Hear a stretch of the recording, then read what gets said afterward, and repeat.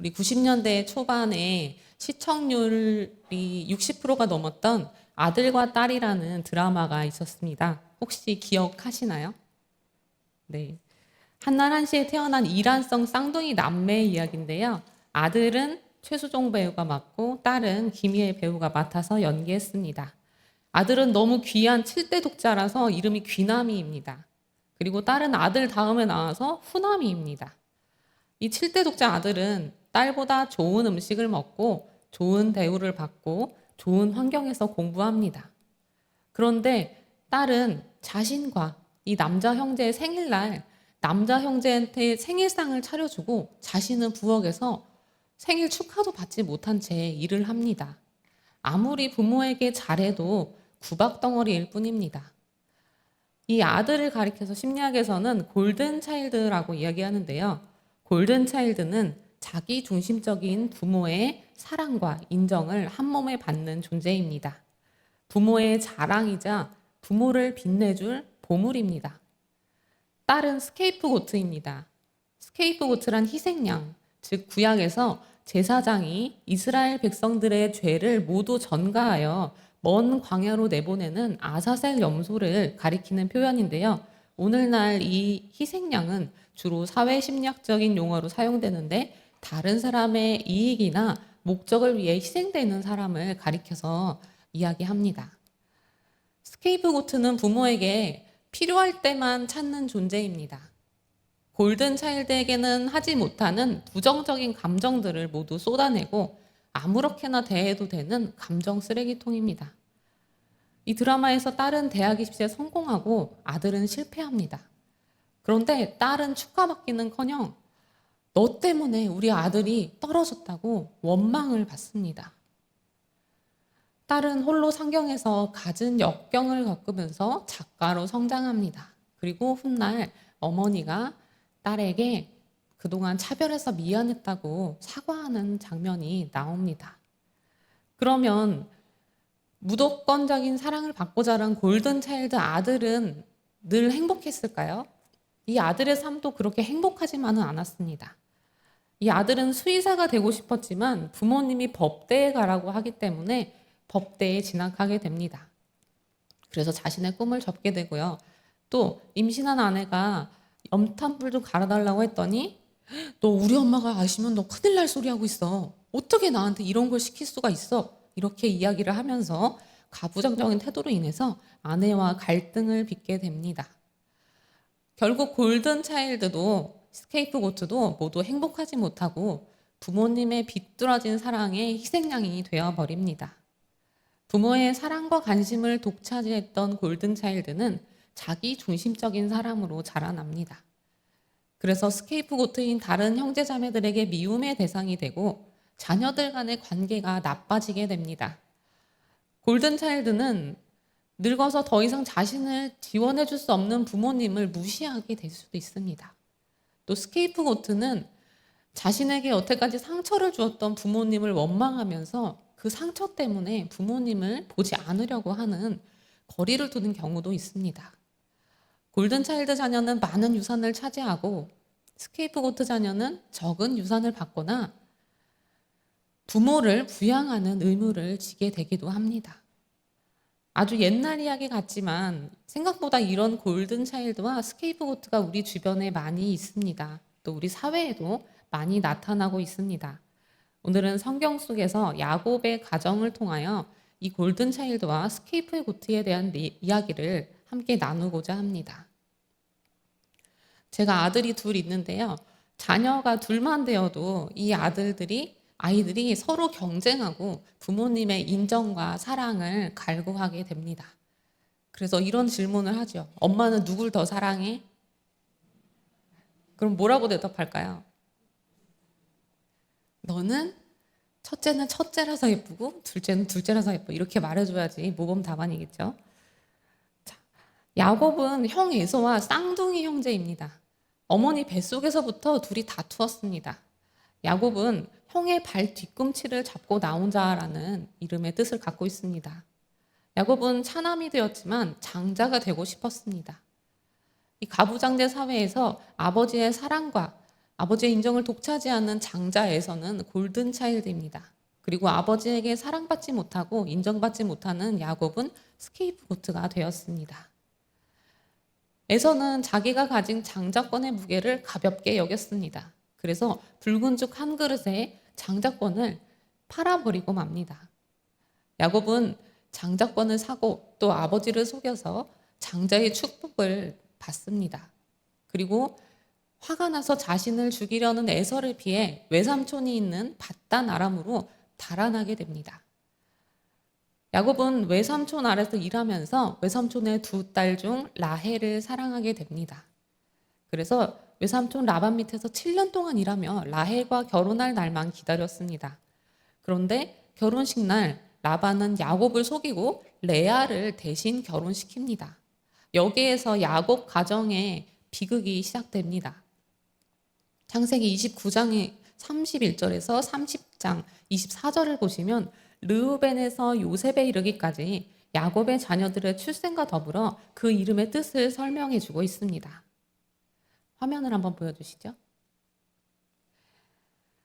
네, 자식을 낳을 때마다 레아와 라헬은 자식 이름에 의미를 부여하는데요. 르우벤은 보라 아들이라 라는 뜻입니다. 셋째 레위는 연합함이라는 뜻입니다. 새 아들을 낳았으니 이제 내 남편이 이제는 나와 연합할 것이라는 레아의 바람이 담겨 있는 이름입니다. 그러나 아들을 셋이나 낳았지만 레아는 야곱에게 사랑받지 못했습니다. 그러면 야곱에게 사랑받은 라헬은 행복했을까요? 라헬은 아이가 없어서 너무나 괴로웠습니다. 고대 근동에서 아내는 자녀를 많이 낳아서 노동력을 확보함으로써 자신의 지위를 확고하게 할 수 있었습니다. 그러나 라헬은 남편에게는 사랑받았지만 자녀가 없으니 너무나 불안했습니다. 라헬은 언니를 시기하고 야곱과 다투게 됩니다. 내게 자식을 낳게 하라. 안 그러면 내가 죽겠다. 그러자 야곱이 화를 내면서 말합니다. 내가 하나님이냐? 그것은 하나님이 하시는 일이다. 내가 하나님을 대신하겠느냐? 그랬더니 라헬이 어떻게 했을까요? 자신의 여종인 빌하를 야곱의 아내로 줍니다. 그리고 그녀가 낳은 자식들을 자신의 자녀로 삼습니다. 그래서 아들 단과 납달리를 얻는데요. 단은 억울함을 푸신다라는 뜻을 가지고 있고요. 납달리는 경쟁이라는 뜻을 가지고 있습니다. 내가 언니와 경쟁하여 이겼다. 내가 드디어 아들을 얻었다. 이렇게 이름을 지은 것입니다. 그러자 레아가 가만히 있지 않습니다. 자신의 출산이 멈추자 자기 여종인 실바를 데려다가 갓과 아셀이라는 아들을 더 얻게 됩니다. 어느 날 레아와 라헬은 르우벤이 들에서 얻어온 합판채를 가지고 갈등하게 됩니다. 이 합판채는 자귀나무라는 것인데요. 남녀 간의 사랑을 증진시키는 식물이라고 합니다. 레아는 네가 내 남편도 뺐고 이제는 내 아들이 가져온 합판채까지 뺏으려고 하느냐고 화를 냅니다. 라헬은 이 합판채 대신에 언니가 그러면 오늘 내 남편과 동침하라 하고 이야기합니다. 그래서 레아는 다시 야곱의 아들 이사갈과 스불론을 낳게 됩니다. 스불론은 거하다라는 뜻인데요. 내가 이제 아들을 6이나 낳았으니 이제는 남편이 나와 거할 것이다 라는 소망을 가지고 지은 이름입니다. 하지만 여전히 남편의 사랑을 받지는 못했습니다. 자녀를 낳아서 자신의 쓸모를 증명하고 그 때문에 자매 간에도 다투고 경쟁해야 했던 이 여인들은 이 시대의 스케이프고트였습니다. 하나님은 라헬을 생각하셔서 라헬의 태를 여시고 아들을 주십니다. 요셉, 라헬의 첫아들 요셉의 뜻은 더하다라는 뜻입니다. 하나님께서 라헬이 내 부끄러움을 씻으시고 나에게 아들을 주셨다라고 고백하는데요. 그런데 감사함에서 그치지 않고 라헬은 더 욕심을 냅니다. 나에게 더해 주시기 원합니다. 아들을 더해 주시기 원합니다. 라는 뜻으로 요셉이라는 이름을 지었습니다. 하나님께서 그래서 라헬에게 한 아들을 더해 주시는데 이 아들은 라헬의 마지막 아들이 됩니다.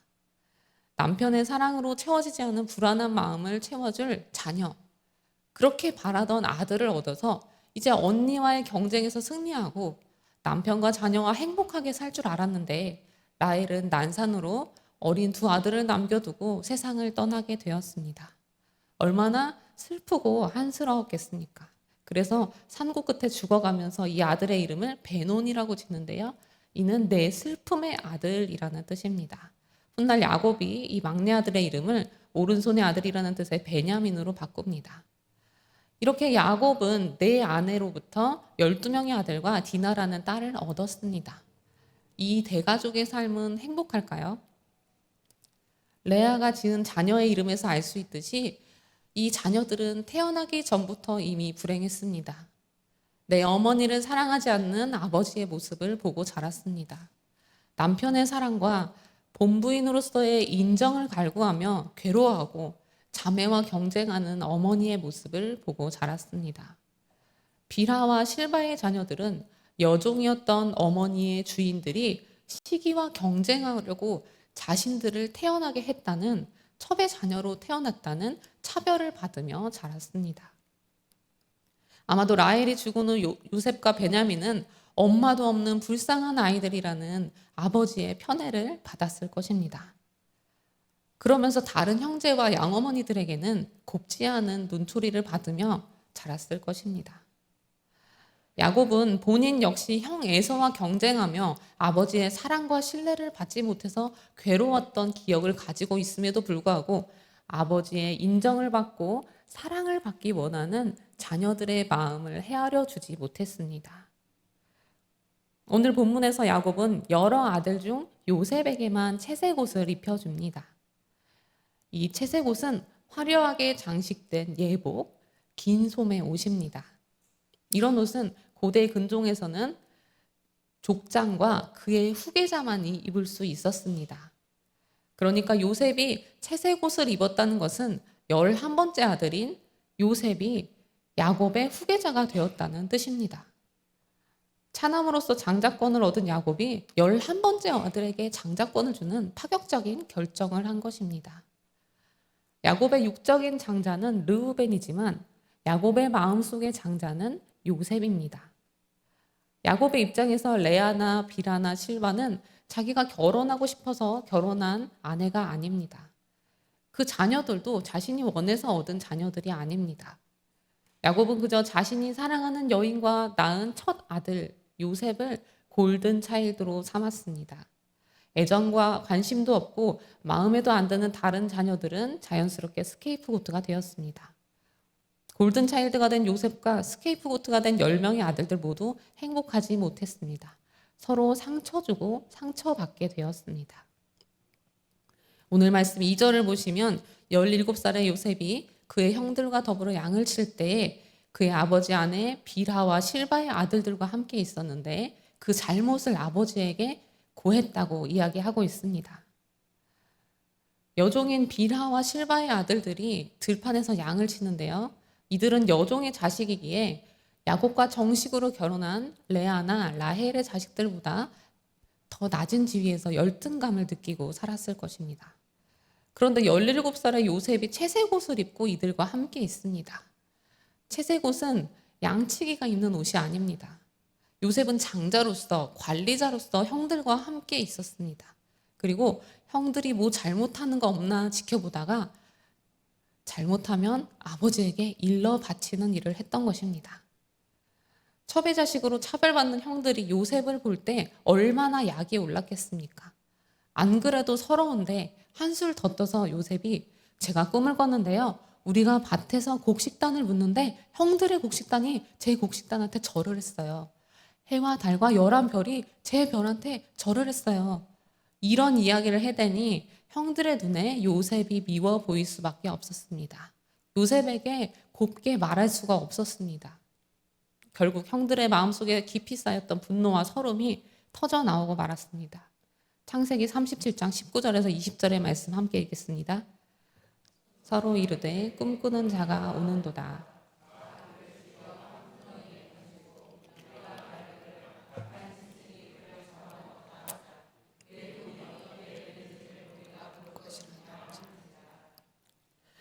네, 맏형인 르우벤이 우리 생명은 해치지 말자 하고 말리는데요. 형들은 요셉의 채색 옷을 벗겨서 빈 구덩이에 그를 던져버립니다.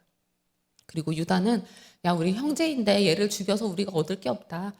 얘를 그냥 팔아버리자 하고 미디안 상인의 손에 동생을 팔아버립니다. 형제들은 골든 차일드였던 요셉을 그동안 자신들이 받았던 서름과 심적인 고통을 대신 지고 갈 속죄양으로 만들어 멀리 보내버립니다. 요셉을 스케이프고트로 만들어버립니다. 요셉은 그동안 후계자가 입는 채색 옷을 입고 아버지의 편애 아래 순탄하게 골든 차일드의 삶을 살아왔습니다. 그러나 이제 그의 채색 옷은 벗겨졌고 형들의 원망과 분노의 희생양이 되었습니다. 형들의 잘못을 일러바쳤던 요셉은 난생 처음 종의 옷을 입고 겸손과 다른 사람 섬기는 법을 배우게 되었습니다. 또 요셉은 보디발의 아내의 유혹을 거절하여 모함을 당하고 감옥에 갇히는 수모까지 겪게 됩니다. 죄 없이 죄수의 옷을 입게 된 요셉은 감옥에서 이를 갈며 자신을 팔아넘긴 형들을 미워하고 원망하고 저주할 수도 있었습니다. 그러나 그는 하나님을 의지하였습니다. 감옥에서 만난 이들의 억울한 사연을 듣고 골든 차일드였던 과거에 미처 느끼지 못했던 다른 사람들의 아픔을 돌아보고 그 서러움에 공감하고 그들을 이해하는 포용력을 배우게 되었습니다. 소년 시절 요셉이 곡식단과 해와 달과 별의 꿈을 꾸었을 때는 그 뜻을 알 수 없었습니다. 그러나 이제 하나님께서 주시는 지혜와 명철로 말미암아 꿈을 풀 수 있게 되었습니다. 그래서 바로의 꿈을 풀이하여 애굽의 총리직에 오르게 되었습니다. 이렇게 하나님은 고난과 시련을 통해 요셉을 성장시키셨습니다. 요셉이 아버지 야곱의 그늘 아래서 채색 옷을 입고 골든 차일드로 살아갔다면 결코 알 수 없었을 겸손과 섬김, 지혜와 명철, 공감과 포용력을 주십니다. 창세기 41장 50절에서 요셉은 므낫세와 에브라임이라는 아들을 얻게 되는데요. 므낫세는 잊어버림, 에브라임은 창성하다라는 뜻을 가지고 있습니다.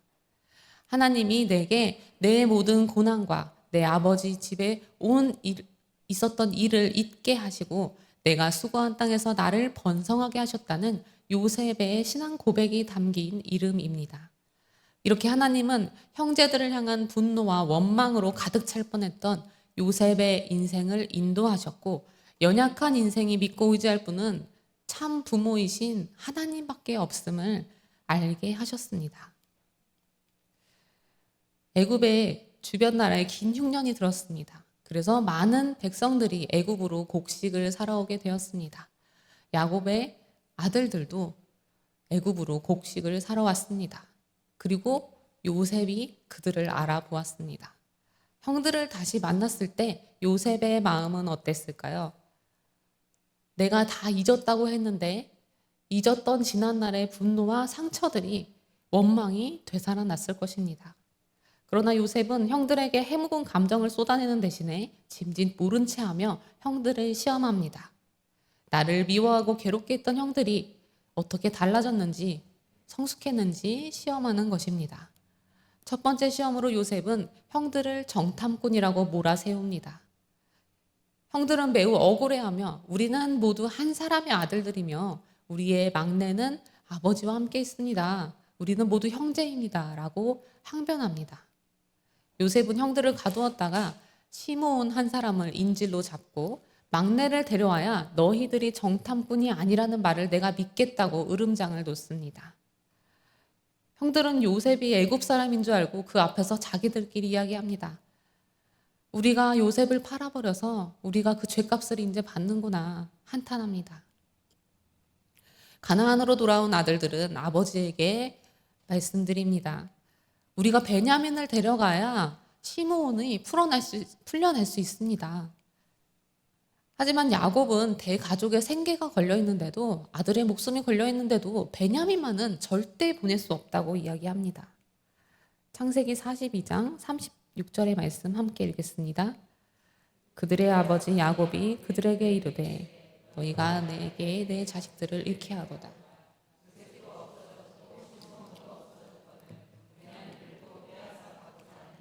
는 다 나를 해롭게 함이라.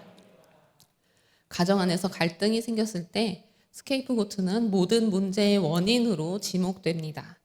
부모는 자신이 지목한 스케이프고트에게 모든 분노와 원망과 책임을 전가하고 그를 비난합니다. 너 때문에 이렇게 됐어. 야곱은 이제 나한테 요셉도 없고 시므온도 없는데 너희가 베냐민까지 빼앗아가라고 하느냐? 너희가 다 나를 해롭게 한다라고 이야기합니다. 너희라고 지칭되는 사람들도 모두 자신들의 자녀인데 이들은 여전히 스케이프고트의 위치에 있습니다. 골든 차일드였던 요셉의 빈자리는 이제 베냐민이 대신 차지하고 있습니다. 스케이프고트인 다른 자녀들은 나의 사랑하는 골든 차일드 요셉을 잃게 한 존재, 또 베냐민까지 잃게 하려는 나를 괴롭히는 존재일 뿐입니다. 르우벤이 아버지에게 간청합니다. 내가 그를 아버지께 데려오지 못하면 내 두 아들을 죽이소서. 고대 근동에는 자녀의 생명이 아버지의 손에 달려 있었습니다. 르우벤은 자기 아들을 희생하면서까지 시므온을 구하고 아버지 야곱에게 간청을 드리기 위해서 이렇게 나선 것입니다. 얼마 후 애굽에서 사온 양식이 다 떨어지자 야곱은 다시 아들들을 애굽으로 보내려고 합니다. 이때 유다가 나섭니다.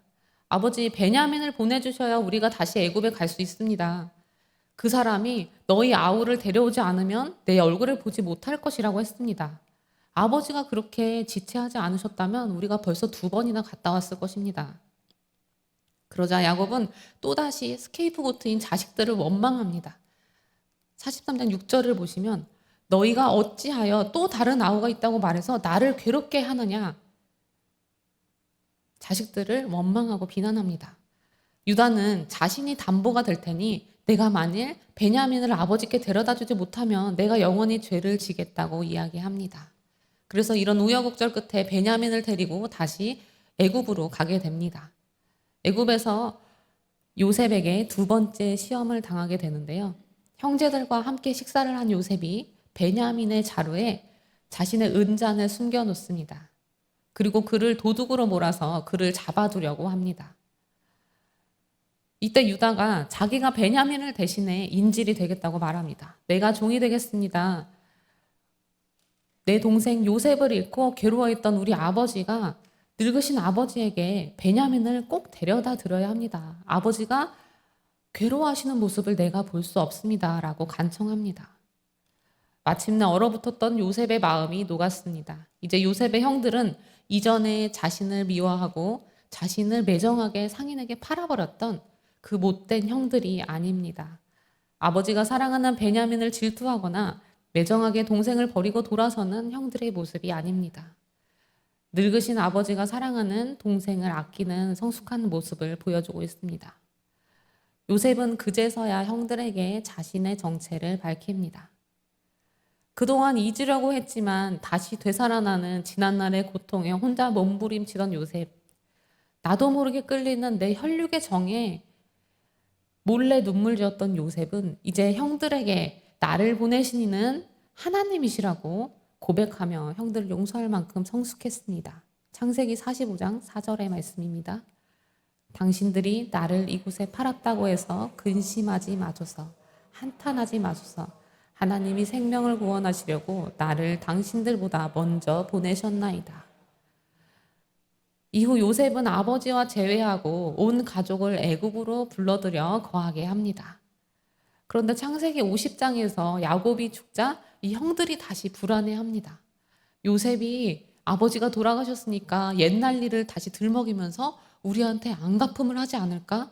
너무 두려워하며 용서를 구합니다. 그런 형들에게 요셉이 이야기합니다. 두려워하지 마십시오. 내가 하나님을 대신하겠습니까? 당신들은 나를 해하려고 했지만 하나님은 그것을 선으로 바꾸어 주셨습니다. 그래서 오늘같이 많은 백성들의 생명을 구원하게 하시려고 하셨습니다. 여러분 두려워하지 마십시오. 내가 당신들과 당신들의 자녀를 기를 것입니다. 하고 위로하였습니다. 야곱에게 채색옷을 입혔던 아들인 요셉은 골든차일드의 지위를 벗어나 고난과 역경을 겪으면서 성숙했습니다. 만일 요셉이 여전히 아버지의 사랑을 등에 업고 골든 차일드의 모습으로 형들의 잘못을 일러붙이고 자신을 높이는 모습으로 남았다면 요셉과 형제들의 사이는 완전히 깨어져 돌이킬 수 없는 강을 건넜을 것입니다. 골든 차일드였던 요셉은 스케이프고트였던 형들의 시기로 인해서 스케이프고트가 되어 고난을 겪게 되지만 그 모든 과정 가운데 그의 걸음을 인도하시고 그를 연단하시고 상처를 보듬어 주셨던 하나님의 동행하심으로 말미암아 자신을 팔아넘겼던 형들의 아픔과 그들의 마음까지도 돌아보고 공감하고 그들의 잘못을 용서할 수 있었습니다. 스케이프고트였던 형들은 여전히 골든 차일드인 요셉과 베냐민만 사랑하는 아버지의 손 아래에 있습니다. 그러나 이제 그들은 성숙했습니다. 이전에는 아버지에게 인정받고 사랑받지 못하는 괴로움과 요셉에 대한 미움 때문에 아버지를 괴롭게 했지만 이제는 달라졌습니다. 자신과 자신의 아들들을 희생하면서까지 아버지를 설득하려고 하고 시므온도 구하고 베냐민도 애굽으로 무사히 데려갔다 돌아오겠다고 이야기하며 그를 위해 노력합니다. 과거에 요셉을 버렸던 것처럼 베냐민을 버리는 것이 아니라 그를 대신해 희생을 자처할 만큼 이들은 성숙했습니다. 이들을 성숙하게 만든 것은 그 자신도 늘 흔들렸던 불완전한 육신의 아버지 야곱이 아니라 연약한 인생을 붙드시고 고난 가운데 동행하시는 완전하신 하나님의 사랑이었습니다. 우리는 성경 곳곳에서 이 스케이프고트들의 모습을 보게 됩니다. 너무나 가난하여 안식일에도 일을 해야만 하는 사람들, 그래서 율법을 지킬 수 없는 사람들, 이들은 종교 지도자들과 바리새인들이 만든 스케이프고트였습니다. 병들어 몸과 마음이 너무나 지쳤는데 네가 아픈 것은 너의 죄 때문이다 라는 오명을 쓰고 멸시와 천대까지 받아야 했던 병자들, 그리고 귀신 들린 자들이 바로 스케이프고트였습니다. 손가락질 받는 세리와 창녀들, 약자 중에 약자인 과부와 나그네와 어린이들이 바로 성경 속에 나오는 스케이프고트였습니다. 유대 사회는 그들을 외면하고 비난하고 손가락질하였지만 예수님은 그들의 곁에 오셔서 친구가 되어주시고 가족이 되어주시고 몸과 마음을 치유하는 의사가 되어주셨습니다. 그리고 죄로 물든 악한 세상에서 죄인된 우리들을 구원하기 위해 스스로가 스케이프고트가 되었습니다. 마가복음 15장 10절을 보시면 대제사장들이 시기로 예수님을 넘겨주었다고 이야기합니다. 유대의 종교 지도자들은 예수님을 시기하여 빌라도의 손에 넘겨주고 예수님을 십자가에 못 박았습니다. 요한복음 11장 49절에서 50절을 보시면 가야바는 이렇게 말합니다. 예수님 한 사람만, 그 한 사람만 백성을 위해서 죽으면 우리 온 민족이 망하지 않고 살게 된다. 그것이 너희에게 유익이다. 이렇게 말하면서 예수님의 희생을 정당화합니다. 비록 로마의 지배 아래에 있지만 예수님만 희생하면, 예수님만 희생시키면 자신들의 기득권을 계속 유지하며 살아갈 수 있었기 때문입니다. 이렇게 다른 사람을 스케이프고트로 만드는 인간의 연약함 가운데, 죄악 가운데 예수님은 기꺼이 스스로 스케이프고트가 되어 우리의 죄악을 담당하심으로 모든 상처받은 죄인들을 구원하여 주셨던 것입니다. 역사적으로도 늘 스케이프고트들이 있었습니다. 중세 유럽의 마녀 사냥에 희생된 마녀들, 또 독일 나치에 학살된 유대인들, 그리고 일본에서 관동 대지진 때 우물에 독약을 풀었다는 누명을 쓰고 살해되었던 많은 조선인들, 이렇게 인간들은 스케이프고트를 만들어 자신들의 죄나 분노와 책임을 그들에게 전가합니다. 오늘날에도 우리 가정과 우리 사회 속에서 많은 스케이프고트들을 봅니다. 다수의 횡포에 쓰러져가는 연약한 생명들, 또 여론몰이로 극한 상황에 몰리는 사람들, 희생과 인내만 강요받으며 자기 목소리를 내지 못하는 모든 사람들이 바로 스케이프고트입니다. 그러나 하나님은 이런 약자들의 신음을 흘려 들으시는 분이 아닙니다. 우리를 고통 가운데 버려두시는 분이 아닙니다. 하나님은 우리 가정과 우리 사회의 상처와 슬픔과 고통의 사슬에서 우리를 자유롭게 하십니다. 예수 그리스도를 믿음으로 말미암아 형제 중 맏아들이 된 예수님과 같이 우리를 자녀로 불러주십니다. 야곱의 자녀들처럼 누군가 더 사랑하고 누군가는 덜 사랑함이 없이 그리스도를 믿는 자마다 보배롭고 존귀한 자녀로 믿음의 상속자로 불러주십니다. 로마서 8장 28절에서 29절의 말씀 함께 보시겠습니다. 우리가 알거니와 하나님을 사랑하는 자, 곧 그의 뜻대로 부르심을 입은 자들에게는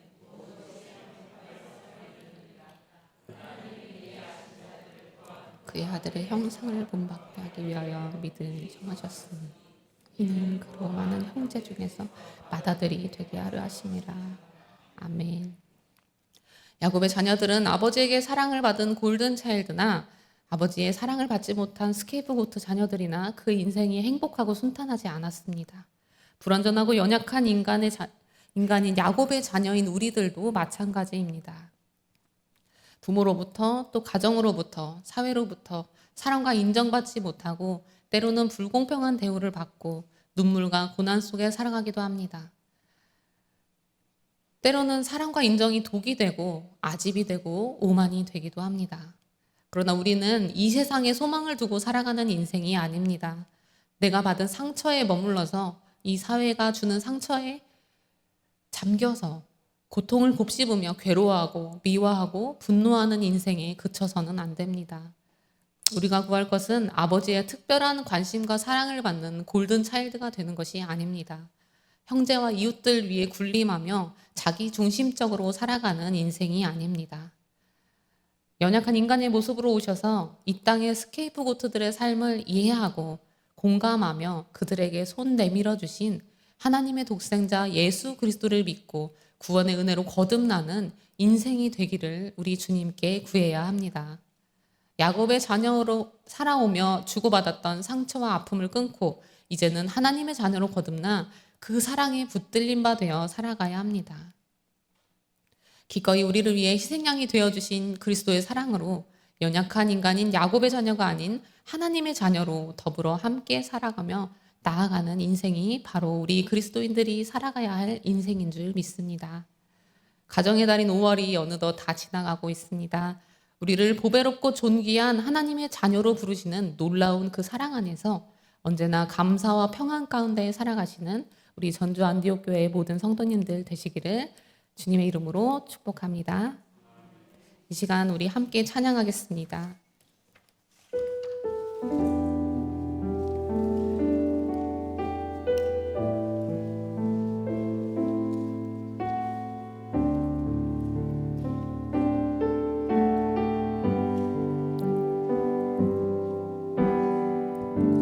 십자가 그 사랑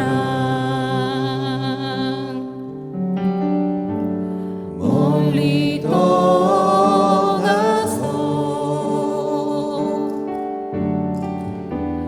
무너진 나의 삶 속에 잊혀진 주 은혜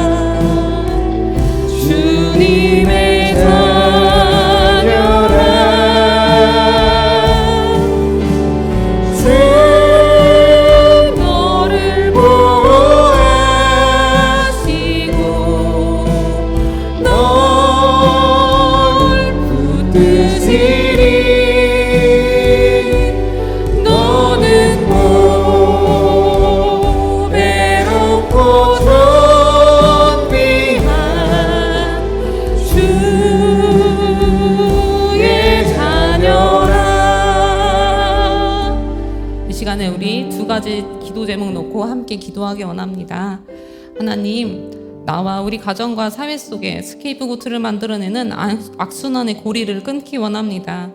내가 만일 스케이프고트였다면 요셉처럼 용서하고 사랑으로 품기 원합니다. 우리 가정에, 우리 사회에, 내 주변에 스케이프고트가 있다면 그들을 향해 손 내밀고 주님의 사랑으로 품어 안기 원합니다. 주님, 이 시간에 우리 주님 이름 부르며 간절히 기도하시겠습니다.